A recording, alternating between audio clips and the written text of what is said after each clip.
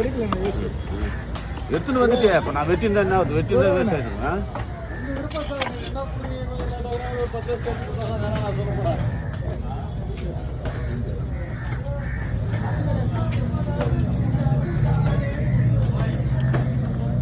எவ்வளோ துணி வருமோ அவ்வளோ போடுறேன்.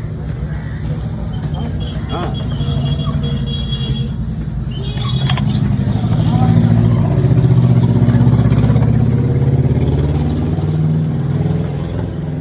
சைஸ் போகிறோம்.